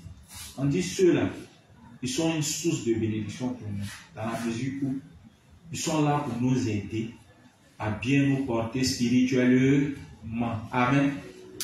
Une âme qui est en bonne santé spirituellement, c'est une bénédiction. Amen. Entre l'argent et puis être bien portant spirituellement, c'est être bien portant spirituellement qui est mieux que l'argent. Donc même s'ils ne nous donnent pas l'argent, mais qu'ils nous permettent d'être bien spirituellement, de grandir spirituellement, vous allez voir que les bénédictions matérielles là, forcément vont couler dans nos vies. En fait, c'est attaché. Il y a croissance spirituelle, il y a forcément bénédiction matérielle et financière. Les deux vont ensemble. Selon le principe de Jean. Bien aimé, je souhaite que tu prospères à tous égards, qu'on prospère l'état de ton. Donc si tu as quelqu'un qui est là pour t'aider à prospérer dans l'âme, c'est que là, c'est une bénédiction dans ta vie. Ou bien, mais comme nos dévanciers ne nous donnent pas l'argent, donc on considère qu'ils ne font rien pour nous, à part à chaque fois nous embrouiller avec la parole de Dieu. C'est parce que tu es encore immature que tu penses qu'ils sont là pour t'embrouiller. Bizarrement, c'est quand on commence à grandir spirituellement, quand on se rend compte de l'importance des dirigeants. C'est là qu'on se rend compte de combien de fois les dirigeants nous ont aimés. Est-ce que vous savez ça? Ou là, vous ne sentez pas ça? Oui. C'est quand toi-même tu vas devenir papa, c'est là que tu te rends compte. Quand on était encore en famille, on ne savait pas que nos parents nous aimaient, qu'ils prenaient beaucoup soin de nous. C'est quand nous sommes devenus papa qu'on s'est rendu compte que les parents, il faut les respecter. Imagine le vieux, il a 10 enfants. Chacun va à l'école, chacun mange, chacun a habillé, chacun a chaussures. Même jour de fête, il s'arrange à ce que chacun au moins ait un cadeau. Mais on les a beaucoup boudés. C'est beaucoup plein d'eux. Parce qu'il y a certaines choses qu'ils n'étaient pas capables de nous offrir. Amen. Mais c'est quand on a grandi, nous-mêmes là, étant devenus des pères, on s'est rendu compte que tiens, les vieux, les anciens. Parce que nous-mêmes aujourd'hui, là, pour offrir même, ne serait-ce qu'un petit jouet même à nos enfants, on comprend combien de fois c'est compliqué. Ou bien, pour ceux qui sont papa là, on voit un cadeau sur la route, on réfléchit là-dessus, puis on passe. Tellement tout est calculé. Ou bien, tu dis s'il a mangé, tiens, c'est l'essentiel. On va laisser faire les cadeaux là. Quand on va, on ne comprenait pas ça comme ça. Le vieux, il est méchant. Moi-même là, pourquoi est-ce qu'il est dans une telle famille? J'aurais préféré même être dans la famille du voisin, pas être là-bas même là. Les enfants sont dans. Bon, toi, tu es encore petit. Quand tu as grandi, tu vas comprendre. Imaginez les parents, quand ils se réveillent, ils savent que l'enfant doit déjeuner. Il y a le loyer aussi qui est là, les factures. Sans compter même l'avenir des enfants. Surtout les parents qui scolarisent les enfants. Pour certains, à coût de millions, à coût de centaines de mille. On comprend pourquoi les cheveux blancs poussent, d'autres même deviennent chauves par moment. On réfléchit beaucoup. Oui. On réfléchit beaucoup. Amen. C'est tout ça là. Moi j'ai compris à faire pourquoi ma fille par moment elle m'appelle papa. C'est en fonction des gestes. Donc vous pensez que l'enfant il naît comment il arrive à identifier que c'est son papa? C'est ta manière de comporter. Sinon quelqu'un peut savoir que c'est son papa, il ne va jamais t'appeler papa. Parce que tu ne joues pas le rôle d'un papa. Vous savez pas ça? Ah, il y a beaucoup de personnes qui ont régné les parents. Oui, le vieux mec a de rien même là, il ne mérite pas d'être appelé papa. Ou bien, il ne mérite pas. Imagine tu es papa. Normalement, l'argent qui doit servir à faire la nourriture du jour, tu t'assois dans le bistrot. Puis tu sors là, tu es net, tu viens, les enfants vont déjeuner. Et puis tu veux que les enfants te respectent. Ils ne vont pas te respecter. Même pour t'appeler papa, ils ne vont pas t'appeler papa. C'est pourquoi on dit d'avoir un jardin d'abord, parce que à un certain âge là, quand nos jeunes filles grandissent, si tu t'occupes pas d'elles comme il se doit, tu ne pourras pas la mener à la maison. Quand tu parles même là, ça n'a pas de poids. Elle va te dire, mais si elle reste ici, là, il fait comment pour m'habiller. Toi, tu es là, même, tu ne joues pas ton rôle. Or, si tu jouais ton rôle, tu allais voir qu'elle allait être soumise. Amen. Nos prédécesseurs jouent leur rôle. Amen. Tout ce qu'ils font, c'est de se préoccuper de notre bien-être spirituel. C'est de voir comment nous amener à pouvoir entrer dans les bénédictions que Dieu a prévues pour nous. Il s'arrange à ce que tous les efforts que nous fournissons pour la diffusion de l'évangile ne soient pas en vain. Amen. Parce que tu peux prêcher l'évangile et puis ne pas être récompensé à la fin. Ça dépend dans l'esprit dans lequel tu as servi la justice de Dieu. Si tu sers pour te faire voir, tu vas voir ta récompense. Ce n'est pas la gloire qui cherche. On t'applaudit. Mais comment tu as fait pour manger là? Ça nous dit. Ou bien, tout ça là, c'est les dirigeants qui vont t'enseigner dans quel esprit il faut prêcher l'évangile pour éviter que tu tombes dans la pauvreté. Amen. Ok. On lisait quel texte? Allons dans Timothée aussi. Les juifs, c'est Timothée combien?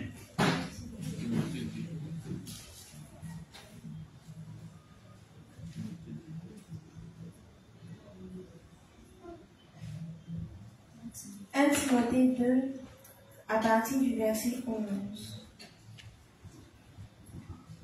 Pendant l'enseignement, les femmes doivent rester tranquilles en écoutant avec respect. Je ne leur permets pas d'enseigner ni de dire aux hommes ce qu'ils doivent faire. Elles doivent donc garder le silence. Oui. En effet, Dieu a d'abord fait Adam. Ensuite, il a fait Ève. Et ce n'est pas Adam qui s'est laissé tromper, c'est la femme. Oui. Elle s'est laissée tromper, puis elle a désobéi à Dieu.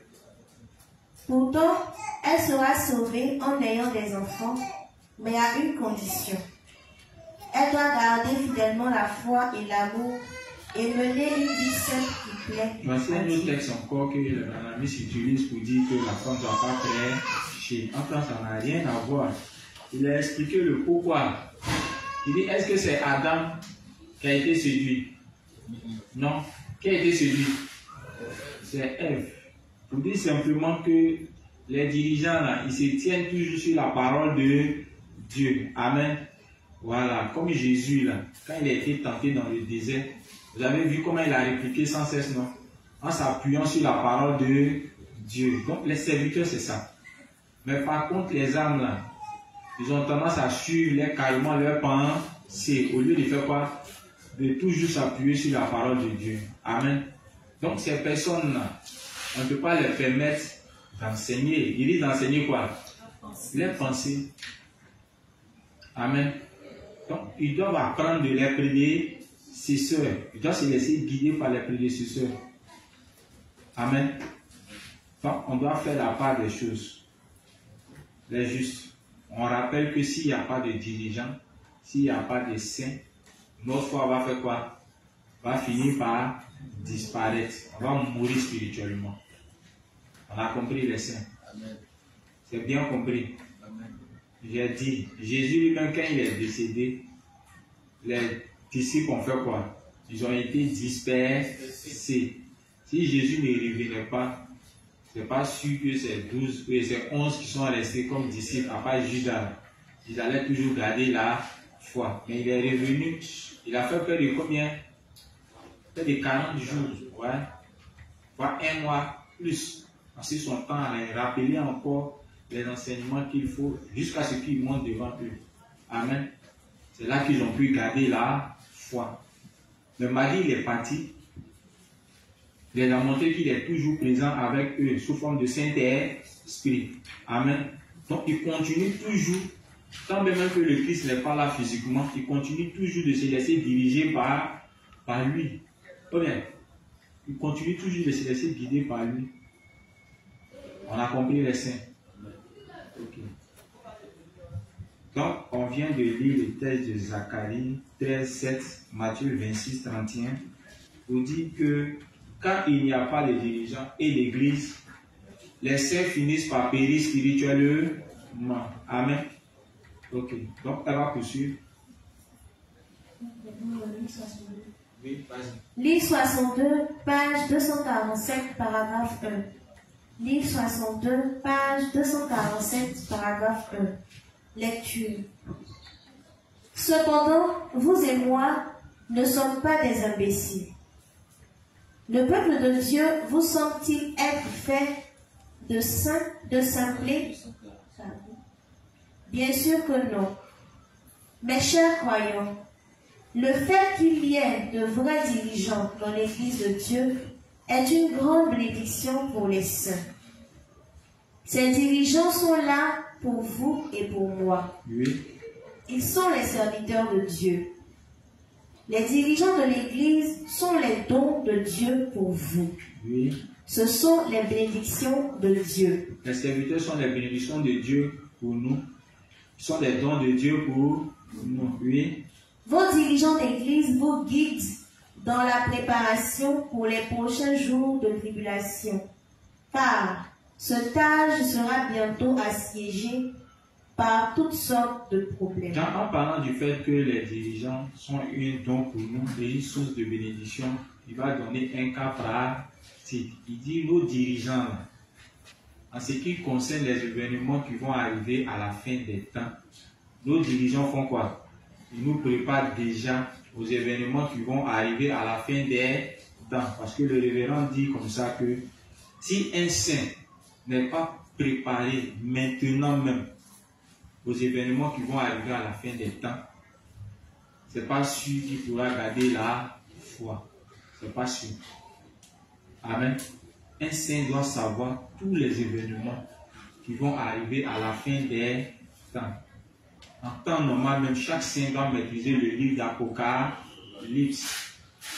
Est-ce que nous qui sommes ici, nous savons tout ce qui doit arriver à la fin? Est-ce qu'on sait? On n'est pas informé. Même les événements qui se rapportent aux événements de la fin des temps que nous vivons maintenant, on n'est pas informé. En tant que les dirigeants sont capables de discerner les signes de la fin des temps, même dans notre époque. Amen. Et j'ai expliqué la dernière fois au responsable Mélès, parce que c'est quelque chose qui a attiré mon attention. Wave. Vous n'avez pas remarqué ces derniers temps. Il reste seulement dans le Cabadron où tu vas voir côte de Wave. Oui, il reste seulement dans le Cabadron. Parce que dans toutes les surfaces, il y a le code de Wave qui est là, qui peut te permettre d'acheter avec la monnaie électronique. Je dis pas, si vous marchez maintenant, là, faites attention. Vous allez remarquer ça. Le code QR de Wave, c'est partout. Mais vous allez dans les maquis, dans les bars, il y a un code QR. Les gens ne forcent plus. Amen. Je n'ai pas dit que la fin des temps est arrivée déjà. Mais c'est des choses qui annoncent déjà, voilà, les événements de la fin des temps. Dieu a dit qu'à la fin, personne ne pourra vendre ni acheter s'il n'a pas la marque, n'est-ce pas? Voilà, la marque va servir à acheter et aussi à vendre. Si tu as un article à vendre, puisqu'il n'aura pas la monnaie physique, si le gars doit te payer là, il te paye comment? Tu vois un peu, non? Si toi aussi tu dois aller acheter quelque chose, vu que c'est la monnaie électronique, tu achètes comment? Dans les billets que nous avons là, vont servir à rien plus tard. On va les mettre de côté. Amen. Donc, quand vous allez marcher, vous allez remarquer ça. C'était Orange qui a commencé, mais actuellement la Wave a déjà barricadé toutes les zones. Donc, ce qui fait qu'actuellement, les gens trouvent facile d'utiliser l'application de Wave, d'acheter avec la monnaie électronique. Donc, vous allez voir que plus tard, quand on sera habitué, on va remarquer que bon, les téléphones qui nous permettaient, ou bien la carte qui nous permettait de pouvoir acheter en ligne, ou bien utiliser la monnaie électronique, quand on va voir que ça se perd, ou bien on arrive à égarer facilement, ils vont nous proposer d'autres solutions. Ou bien, ah frère, quand tu as ton téléphone, on t'agresse. Certains même prennent ta carte, ils vont faire des trucs. Donc le mieux là, c'est pas mieux de prendre la puce, c'est dans ton corps. Qui sait? personne décède, ou bien, ils vont nous proposer plein de choses comme ça. Donc, ces choses-là, les dirigeants prennent la peine de nous expliquer. Dans le cahier de principes spécialisé, il y a un thème qui a été traité là-bas, en ce qui concerne les événements qui vont arriver à la fin des temps, n'est-ce pas? C'est dans le cahier de principes spécialisé. Et comme tout saint dans l'église doit avoir le cahier de principes spécialisé, je suppose que les saints ont pu la peine au moins de jeter un coup d'œil là-dedans. Est-ce que vous avez fait? Cahier là-même, ça dépend. Est-ce qu'ils ont ça aussi? C'est ça. Vous voyez que s'il n'y a pas de dirigeants, si on nous donnait les documents et qu'on nous disait allez étudier à la maison, on ne va jamais étudier. Donc le dirigeant, à chaque fois quand il évolue dans l'exercice de ses fonctions, à chaque fois qu'il dirige, il essaye de voir les domaines dans lesquels les juges sont ignorants. Si c'est les choses qui concernent la fin des temps, alors il s'assoit et puis il essaie de maîtriser le sujet dans tous ses aspects. Et puis il trouve une période où il se permet d'enseigner les juges là-dessus. Tout ce qui concerne la fin des temps. Amen. Nous, on a étudié de façon en faisant un premier pas. Parce que j'avais voulu dans le temps qu'on ait d'abord une idée du livre 7 et puis le livre 8. Voilà. Dans un premier temps, on a voulu d'abord lire les exégèses pour avoir un peu les explications de chaque verset, voilà, du livre d'Apocalypse. Donc, j'ai pris la peine de réviser moi-même, de lire tous les livres, voilà, et puis les informations qui concernent la fin des temps. Ça, c'est un premier temps, parce qu'il y a beaucoup de sujets qui sont traités là, il y a même des principes. Mais je voulais d'abord me focaliser sur tous les événements qui vont se dérouler à la fin des temps, à savoir à quel moment aura lieu l'enlèvement, puisqu'il y a l'enlèvement pré-tribulation qui est aussi prêché. Amen.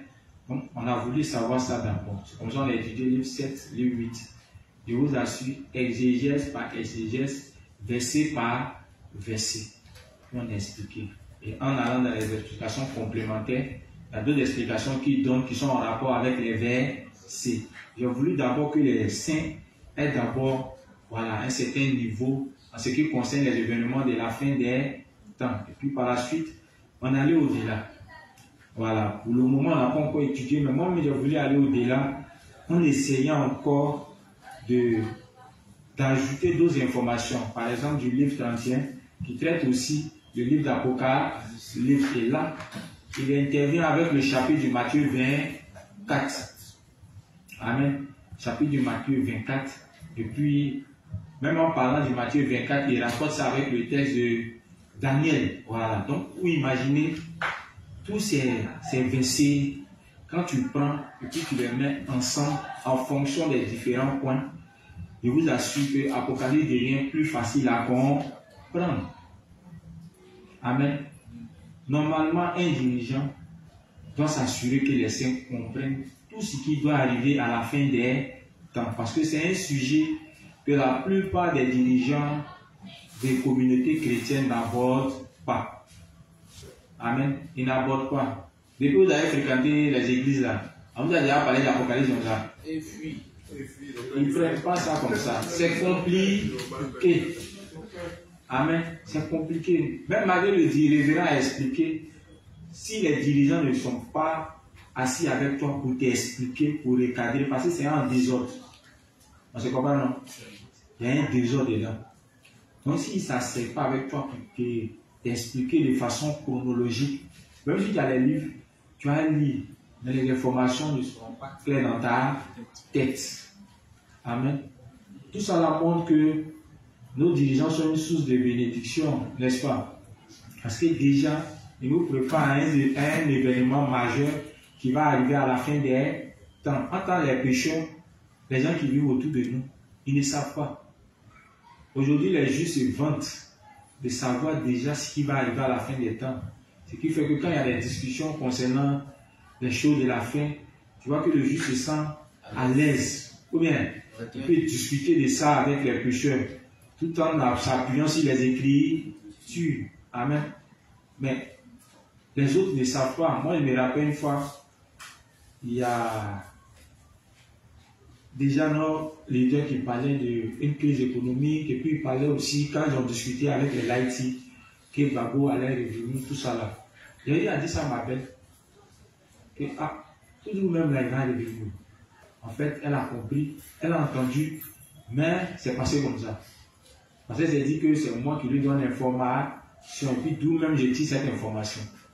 Mais ça a fini par se réaliser. Beaucoup ne savaient pas qu'il allait venir, mais en tout cas, les saints qui étaient en contact avec les dirigeants, ils avaient déjà cette information, parce que les Laïti même là, ils avaient déjà cassé le parcours. Et ils avaient déjà dit ça. Donc, vous voyez que ce n'est pas tout le monde qui comprend ce langage là. On avait déjà l'information. Amen. Et il y a d'autres informations encore qui sont là. Mais les signes montrent que tôt ou tard, ça va finir par s'accomplir. Amen. Donc quand les dirigeants ont tendance à survoler sur ces sujets, les juges sont un peu sceptiques d'une manière. Bon. Mais quand tu ne comprends pas quelque chose, il faut accepter d'abord. Plus tard, tu vas comprendre. Parce que là où nos dévanciers sont arrivés, ils sont à un niveau où on ne peut pas s'imaginer, nous-mêmes. Ils sont très avancés. Ils sont très avancés. Quand l'inspecteur a commencé à travailler sur l'IA, beaucoup étaient étonnés de voir que dans l'église, on parle de l'intelligence artificielle. Aïe! Mais quand il y a un tel ceinture, ça montre qu'il est très limité. Amen. Mais c'est un sujet qui est bon à enseigner. Pourquoi? Parce que c'est en rapport avec les événements de la fin des temps. Vous savez pas ça? En tête, ça montre qu'on rentre dans l'ère de la fin des temps. À la fin des temps, là, vous pensez qu'est-ce qui va arriver? Hein? Qu'est-ce qui va arriver? C'est les machines qui vont nous contrôler. Vous savez pas ça? En parlant de la monnaie électronique, plein de choses, tout ça, ça part de l'IA. L'intelligence artificielle. Actuellement, là, il y a des gens actuellement là, qui ont des puces dans leur corps. Ils sont comme des journalistes, ils sont comme des dirigeants d'entreprise. Mais quand tu le regardes, là, c'est pas ton camarade. Il est très intelligent. Lui, il ne réfléchit pas comme couteau, lui, c'est tout un programme. Donc, quand il te donne des docs, quand il est là, il te demande, lui, là, c'est un dieu bien, c'est quoi? Ils sont super intelligents. Amen. Et il a expliqué comme ça que même à la fin, il y a des gens même là à qui on va proposer l'intelligence artificielle. Ils vont donner à leurs enfants, juste pour que les enfants soient super intelligents. Et ils diront que ceux qui n'auront pas, ils seront les gens qui auront un QI qui est très faible. Vous m'avez regardé comment pour réfléchir on lutte. Oui, on lutte trop pour réfléchir. Un enseignement l'a donné hier, on dit aujourd'hui résumé, on me regarde. Ou bien, on oublie vite. Alors, si c'est les enfants de l'IA, il y a longtemps et même là, ils vont faire le coup à la place des dirigeants. Oui, ils vont s'asseoir à la maison, ils vont réfléchir, ils vont bosser rapidement. Quand ils vont venir, même là, quand on dit qu'ils sont pressés tous dans la main, ils sont intelligents. Toutes ces choses-là, les dirigeants nous enseignent ça. Amen. Même en parlant de... Bon, il y a beaucoup de thèmes. Hein. Il y a beaucoup de thèmes. Généralement, les thèmes qu'on aime toucher, c'est ce qu'on vit plus. Le mariage et autres. En parlant même du mariage, il faut que j'aborde encore le sujet. C'est le sujet qui est d'actualité. Ou bien, c'est ce qui nous fatigue le plus. Ou bien, je me trompe. Mais là-dessus, là, est-ce que les dirigeants ne sont pas une source de bénédiction pour nous? Si, en nous disant de ne pas nous mettre avec les pécheurs, ils ont expliqué les raisons. Ou bien, ils nous ont pas expliqué les raisons. Bon, pourquoi? Moi, je vous pose la question. Pourquoi on ne doit pas se mettre avec un pécheur? Vous donnez le micro juste. Pourquoi?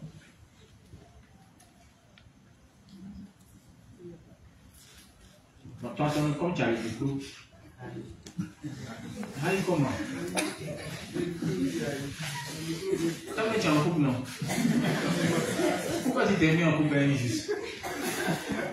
On le dit.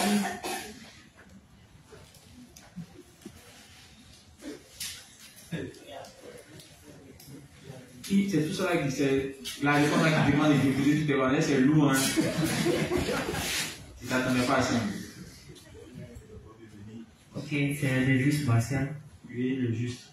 Bon, la question a été posée, bon, c'est de savoir pourquoi un juste doit se mettre avec une juste pour soit Pas un pécheur. pas un pécheur. Bon, prenons le cas d'une pécheresse, disons. Les intentions que la juste a, déjà la pécheresse n'a pas.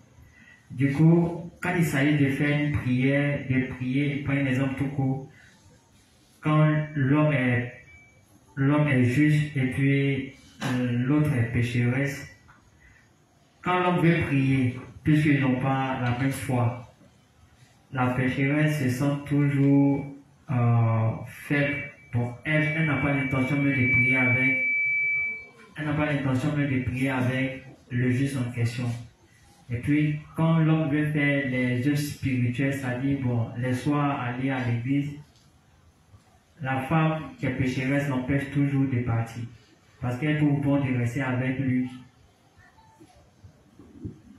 Ouais, c'est un peu ça. Un peu. Merci. Et juste. La vérité est ça pour nous donner. Merci.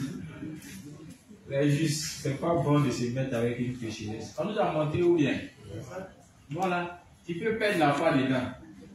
Ou bien, est-ce que Salomon n'a pas perdu la foi? Salomon était un homme qui était sage. Ou bien, très sage, plus que nous. Mais à la fin, il a fini par s'incliner face à sa femme, face à ses femmes pécheresses. Il y a aussi qui Akab. Voilà. Il était aussi roi. Il était un serviteur. Il a succombé. Amen. Il y a aussi qui Samson, pardon, comme tu sais. Donc il y a un mort spirituel là-dedans.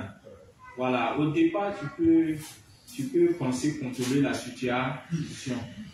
Mais il faut comprendre qu'à la fin, voilà, tu peux tomber là-dedans. Parce que il peut y avoir des situations qui vont forcément t'amener à te soumettre en fait. Voilà, imagine, tu vis avec elle, tu avais une bonne situation financière, et puis c'était l'amour parfait. Voilà, tu contrôles tout, et puis tu es femme. Puis du jour au lendemain, il n'y a plus rien. Et puis le mousseau veut partir. En fait, tu es femme, je vais te laisser avec tes 10 gosses. Tu vois un peu dans ta misère. Là, tu vois que tu es obligé de faire quoi? Tu es obligé de négocier. Et quand c'est comme ça, Satan, sachant que tu es en position de faiblesse, il va passer par elle maintenant pour te faire des propositions. Ah, la situation là, ça dure. Elle est capable de faire comme la femme de Job. Dieu là-haut, c'est pas mieux, il faut le maudire et puis tu vas mourir. Elle ne dit pas, on va le maudire. Mais elle trouve que aussi longtemps que tu es là, ça l'empêche de se remarier. Donc c'est pas mieux, tu as fait quelque chose qui va t'ôter la vie. Là, elle se sent dégagée d'un serment. Ou bien, elle peut même te conseiller d'aller voir un homme de Dieu, un prophète, un soi-disant prophète, pour qu'il puisse au moins faire ta délivrance, parce qu'elle estime que la situation dans laquelle tu es là, soit c'est un envoûtement, soit tu es possédé, soit il y a des blocages. Il ne faut pas que ce soit comme les gars où on a donné facture, où il devait payer 200 et quelques mille, parce que dans sa vie, il y avait des blocages et puis sa maman était diabétique. Voilà. C'est des cas comme ça. Il y a d'autres même qui peuvent te proposer d'aller voir un féticheur, carrément même. Il connaît un féticheur, en tout cas, il est bon, il est efficace. Et tu vas là-bas, franchement, au sortir de là, ta situation va se normaliser. Imagine si c'est un saint qui n'est pas assis dans la foi, il peut s'aider. Entends les principes dit de faire attention, de savoir dans quelles conditions écouter sa femme sans tomber dans l'idolâtrie. Donc, si tu n'es pas assis pour étudier le cours, franchement, tu peux dévier. Les femmes pécheresses sont à éviter. Et puis, de nos jours là, les filles pécheresses là, franchement, pour ceux qui les gardent là, franchement, Ils sont forts, hein. Oui, parce que elles ont cette facilité de zouker dans ton argent d'une manière. Ce n'est plus comme avant où on te regarde, tu es beau, et puis maintenant, c'est jeton. Donc ça fait que toi, tu as envie de renoncer, mais tu renonces à toi. Moi, particulièrement, en fait, il y a les tatamis où ils ne tuent pas, quoi. Quand toi, tu calcules, tu sens que à cette allure-là, ton argent va finir vite. Elle taxe trop. Tiens! Il ne sait pas les petits montants. Il ne sait pas comment elle te voit, mais elle peut se lever un matin, bien au moins un bon bilan de 50 000. Bon, quand moi c'est comme ça, il ne peut pas mettre ton numéro sur liste noire. Oui. C'est avant, on cédait à ça, avant on s'est dit non, mais il ne peut pas reculer. Maintenant, on recule facilement même. Oui. Parce qu'elle, comment tu sais que la relation est dans ta main, c'est offre si. Et puis elle aussi, au lieu de faciliter la chose pour que ça dure un peu, elle vient mettre encore des barrières. Donc c'est pas la même. Le renoncement échappe. C'est très vite. Les envies sont trop, c'est trop. Elles font dépenser, hein, les pécheresses. Non, ça fait que moi, franchement, j'ai plus la force. Mais moi, il n'y a pas chez toi avant. C'est même pas beaucoup.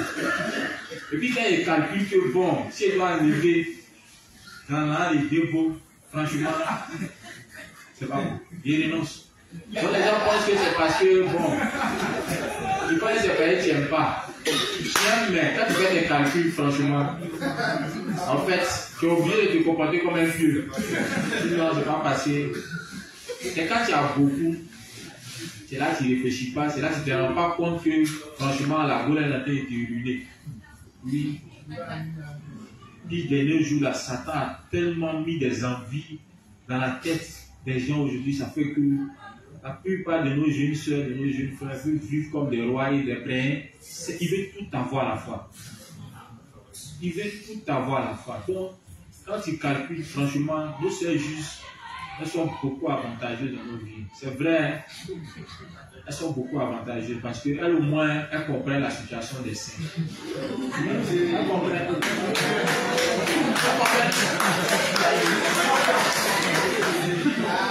Ah, elles juste.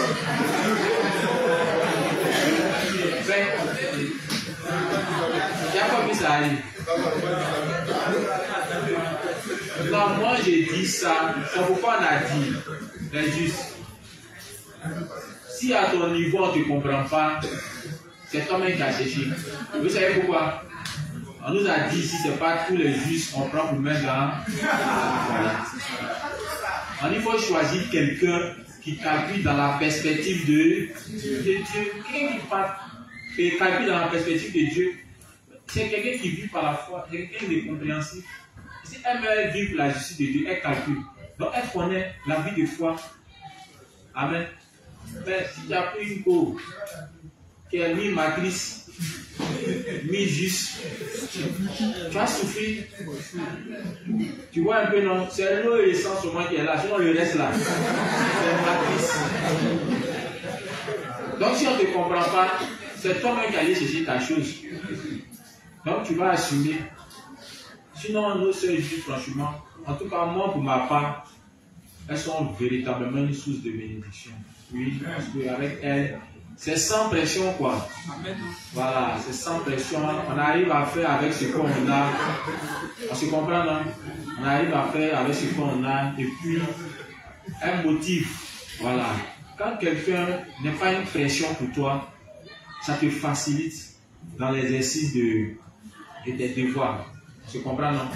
Mais imagine tu as une go où tu as une forte pression, tu es capable même d'abandonner ton devoir de sacrificateur pour te retrouver en train de faire autre chose.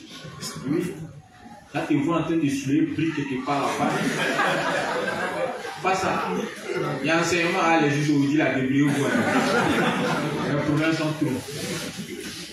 Tu vois que le dévancé lui-même ne se retrouve pas. Mais c'est nous-mêmes qui provoquons ça, parce que on aime faire les choses, voilà. en fonction de nos pensées. Donc le révérend le dit, hein, les dirigeants sont des dons, sont des serviteurs de Dieu, sont une source de bénédiction. Donc comme il a dit, il nous enseigne en ce qui concerne la fin des temps, il nous conseille en ce qui concerne l'alimentation par exemple. Actuellement là, chacun commence à prendre conscience que on doit manger sain, ou bien. Voilà, c'est vrai, les principes nous ont enseigné, les dévanciers nous ont éclairé là-dessus, mais nous-mêmes, étant sur le terrain, on se rend compte que vraiment tout ce qu'ils ont dit, c'est la vérité, ou bien, c'est la vérité, parce que tous nos petits bobos, toutes nos maladies sont dues à notre alimentation. Même les pécheurs, même là, ils commencent à faire très attention à leur alimentation. Est-ce que vous savez ça? Même les pécheurs. Et puis imaginez, nous on est juste. Amen. On est juste. Lorsqu'on ne sait pas ces choses, franchement, c'est qu'on est comme des ignorants. Mais l'Église fait ça pourquoi? L'Église fait ça pour que nous soyons en bonne santé. Amen. Les autres là, dirigeants là, ils ne le font pas. Ils ne vont pas te dire que ton mal pour lequel tu cours derrière lui pour qu'il fasse une prière pour que tu sois délivré là, c'est dû à ton alimentation. Ou bien, tu as un mot de tête, ou bien tu as tension, ou bien tu as diabète, tu cours derrière un homme de Dieu pour qu'il prie pour que tu sois guéri. Mais l'homme de Dieu ne va pas te dire que c'est dû à ton alimentation.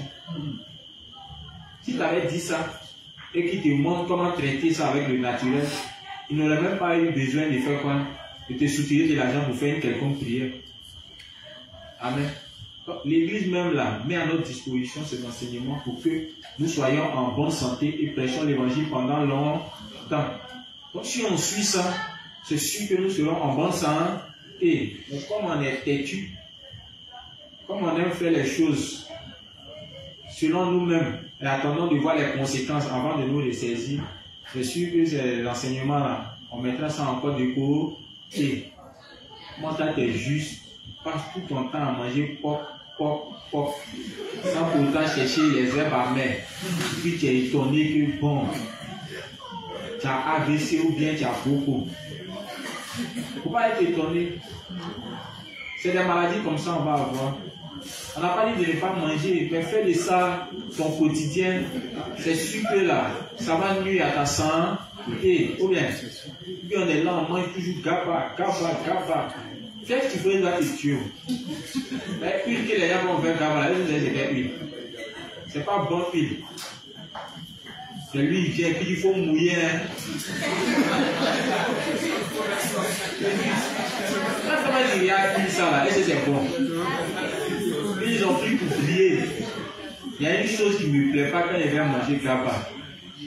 La partie où il met un poisson frais, il a mélangé un farine fraîchement et puis il met ça dans le feu. Puis ça, en même temps, quand tu viens ton assiette, c'est là qu'il te servir huile. C'est farine et huile noire. Il a fait de mettre sur ton antiqué. Imaginez, on se mourit comme ça.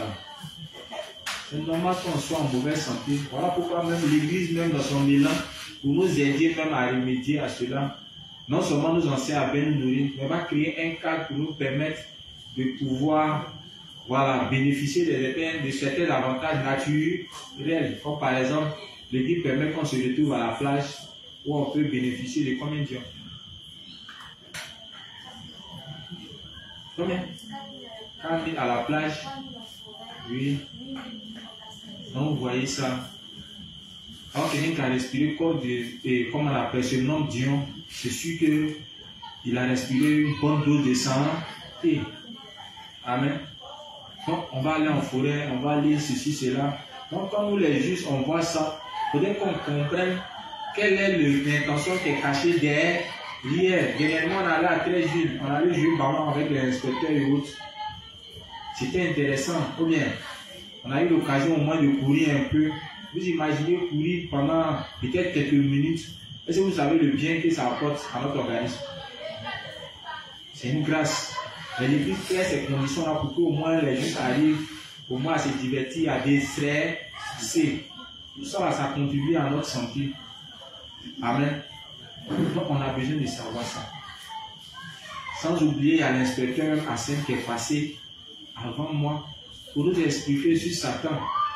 Oh bien, nous expliquer le coup sur Satan, qui est Satan, comment Satan attaque, comment délivrer les attaques de Satan, qui Satan peut attaquer. Mais tout ça là, c'est là pour nous aider avec quoi? À connaître qui est Satan et à éviter de tomber dans ces pièges.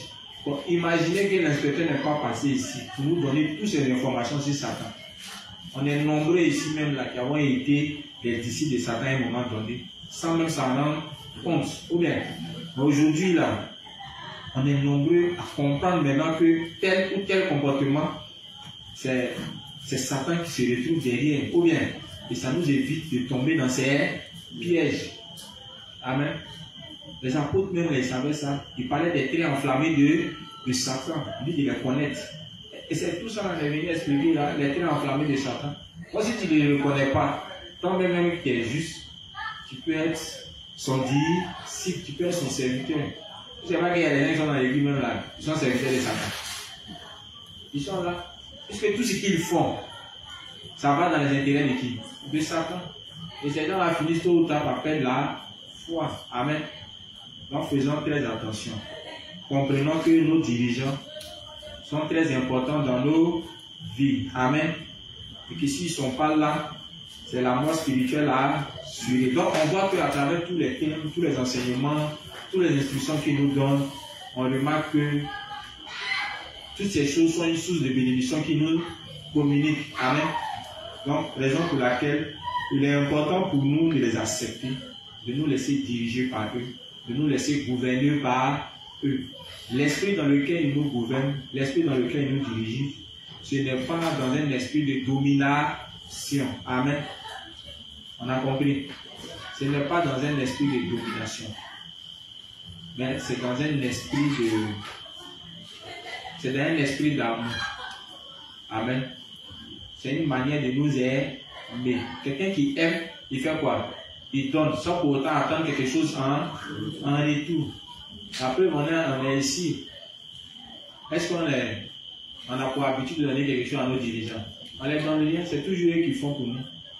Avec tous les sacrifices que les dirigeants font pour nous, même quand souvent même on commence à être béni, il est difficile même d'aller manifester notre reconnaissance vers ces dirigeants. Ou bien, on a ça, mais on est assis dessus. On n'est pas prêt. Et c'est là que tu dis, ah, Resto, aujourd'hui, voici un présent que je peux t'offrir. Vraiment, pour tout ce que tu m'as apporté dans ma vie, on ne le fait pas. C'est là que j'ai compris que, bien qu'on était dans les autres églises du monde, toutes les fois où on accueillait le dirigeant chez nous, en tuant un mouton ou bien en tuant un poulet, là, car ce n'était pas, en quelque sorte, un signe de respect ou bien de considération. Est-ce que vous savez ça? C'est pas intérêt. Il s'est dit qu'en faisant ça, la bénédiction qui est rattachée là, ça va couler dans sa vie. C'est quand on est arrivé dans la justice maintenant, là, Dieu nous a monté notre cœur réel même. Oui, voici des gens qui n'abusent pas de nous. Voici des gens qui nous nourrissent, qui se soucient de notre bien-être spirituel, qui font tout, même quand on est dans les difficultés, qui sont présents pour nous aider. Mais jamais on les a invités chez nous pour dire, ah, est-ce que vous ne pas ça? Ou bien le visiteur vient, j'ai fait un bon foutu qui a mangé, ou bien voyez tel présent. Franchement, pour tous les, comment on appelle, l'aide que tu m'apportes dans ma vie de foi, on ne fait rien. Même quand ces derniers nous ont permis d'entrer dans les bénédictions, on n'est pas reconnaissant. Au contraire même, c'est l'occasion maintenant pour nous de les ignorer. Quand ces personnes même là veulent nous interpeller, on dit, on va les servir. Alors là où ils sont arrivés là, ou bien on s'est dit que bon, c'est parce que ils veulent nous soutirer de l'argent. Les dirigeants ne font rien avec notre argent. On a compris? Ils ne font rien avec notre argent.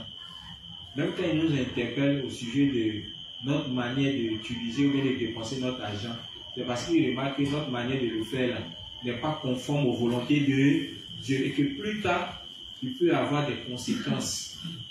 Amen. Voilà pourquoi ils nous interpellent. Sinon, il va courir derrière toi de quoi? Ah, tu peux payer sa facture, mais tu peux nourrir sa famille. Et même quand on donne même à Dieu, même là, c'est comme on donne, la plupart des gens sont serviteurs. Il est dit, les juifs mettent lotus. dans ton. Même poste yes. L'autre met ses lèvres, met 5 francs dans ton. Donc quelqu'un qui se comporte comme ça alors qu'il a l'argent, lui peut dire à un serviteur dans ses yeux, lui donner l'argent. Pas possible. Donc les serviteurs même ne comptent pas sur les saints. Les serviteurs travaillent. Amen.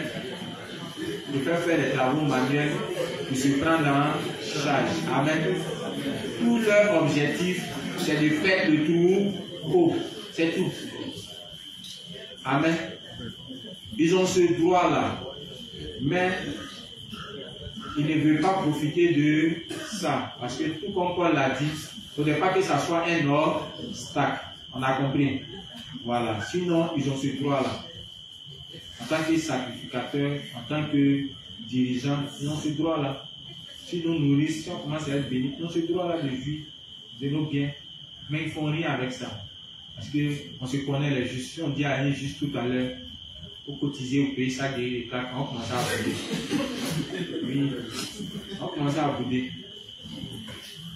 On commence à se plaindre. Il est l'heure. Il dit il est l'heure. Ok. Il dit il est l'heure. Ah, il dit il est l'heure. Ok. Il dit il est l'heure. Vous voyez que dans la justice, on est béni, hein. Vous ne pas demander ça. Et le prédicateur est en train de parler, puis là, on va vous dire.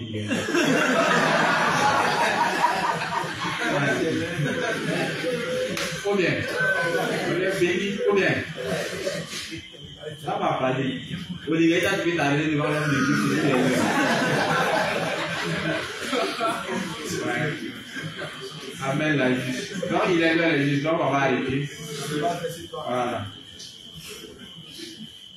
Donc, elle va prier. Demain, on va continuer. Toujours sur la nécessité d'avoir un dirigeant. Amen. Les justes pardonnés. Si vous avez les fichiers, révisez encore. Les cours là, c'est très important. Amen. C'est vrai qu'on parle pour lui, mais en dehors de ça, on doit savoir que les dirigeants là, on a besoin d'eux dans nos vies. Amen. Peut-être que pour le moment, vous ne savez pas, vous ne voyez pas leur importance dans vos vies. Mais, toutes les fois où vous avez remarqué que vous avez grandi, ne serait-ce qu'un peu, c'est grâce aux dirigeants. Amen. S'il y a eu des moments même où on a été béni, c'est grâce aux dirigeants. Parce que tous les conseils qu'ils nous donnent, quand on les met en pratique, Dieu commence à nous accorder des bénédictions, que ce soit au niveau spirituel, que ce soit au niveau matériel, que ce soit au niveau financier. Amen. Donc, portons-le dans nos cœurs. Amen. Même si on a des difficultés à les accepter parce qu'on n'aime pas les têtes. Mais il faudrait qu'on aille au-dessus, au-delà de ce qui nous anime comme pensée. On doit comprendre que, comme le révérend l'a dit, ils sont là pour notre bien-être spirituel. Ils sont là pour nous conduire dans la volonté de Dieu. Ils sont là pour entretenir notre foi, pour que nous demeurions dans la foi jusqu'au retour du Seigneur. Ils sont là pour nous éviter de tomber dans les difficultés, dans les pièges de Satan, dans certains problèmes. Donc aussi longtemps qu'on comprend ça, nos rancœurs, nos animosités, nos colères que nous avons à l'égard de nos dévanciers, on peut facilement les mettre de côté. Amen. Mais quand on ne comprend pas, même quand nos dirigeants ont fait quelque chose peut-être pour nous blesser, vu qu'on n'a pas compris l'importance de ces dirigeants dans nos vies, on a tendance à les mettre de côté et vouloir faire notre chemin seul. On doit comprendre que seul, sans dirigeant, ne va aboutir à rien, à part la destruction spirituelle. Amen. Donc méditons là-dessus et puis prions dans ce sens. Chacun ici a besoin de prier dans ce sens. Parce que on est tous tentés de les ignorer, de les écarter. On est tous tentés de les rejeter. Même si pour le moment ce n'est pas arrivé, on ne sait jamais. Voilà. Et quand ça va arriver, rappelons-nous des informations que nous recevons maintenant. Pour que nous apprenions à rejeter ces genres de pensées. Amen. Et appliquons ce que le révérend nous recommande. Dans ce à juste pour terminer avec la fin. Amen. Donc les justes, ensemble, disons merci à Dieu pour ce temps d'enseignement et confions-lui le reste du temps. Prions. Père Céleste, nous disons merci. Merci pour tous ces principes clarifiés, enseignés, pour toutes ces paroles que nous avons reçues dans nos cœurs. Merci de ce que nous avons d'abord accepté, puis de ce que nous avons appliqué cela dans notre vie de foi.